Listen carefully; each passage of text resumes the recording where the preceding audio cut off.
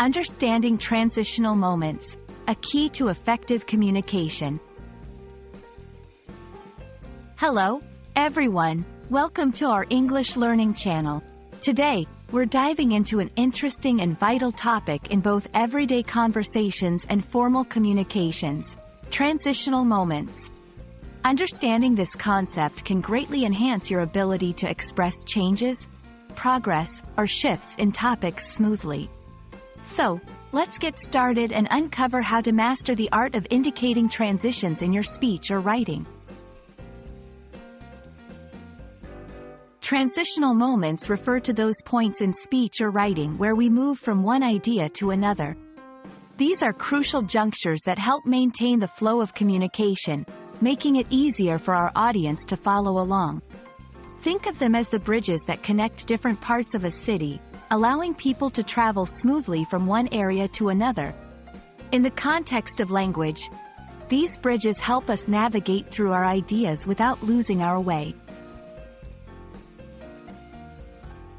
There are several types of transitional moments, each serving a specific purpose.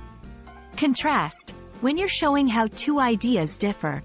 Words like however, but, and, on the other hand, are commonly used. Comparison, used to highlight similarities between ideas. Phrases like similarly and likewise fit well here. Cause and effect.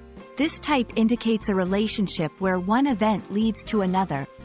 Because, therefore, and, as a result, are key phrases. Time, to indicate when something happens. Then, afterward, and previously, are examples. Emphasis, when you need to highlight a particular point. Importantly, indeed, and, in fact, are useful. Summary, used at the end of a discussion to recap. In conclusion, to summarize, and, in summary, signal this moment. Using transitional moments effectively involves more than just inserting transition words or phrases. It's about understanding the flow of your ideas and how they connect. Here are a few tips. 1. Be clear and concise. Choose transitions that clearly indicate the relationship between your ideas. 2. Vary your transitions. Avoid using the same transition repeatedly. Variety helps keep your audience engaged. 3. Position appropriately.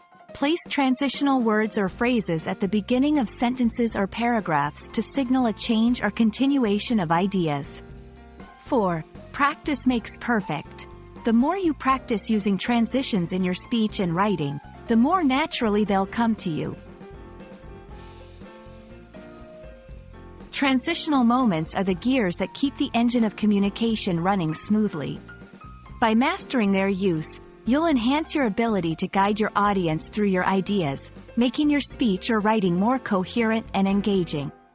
We hope this video helps you in your journey to becoming a more effective communicator in English. Remember, practice is key, so start incorporating these transitions into your daily use of the language.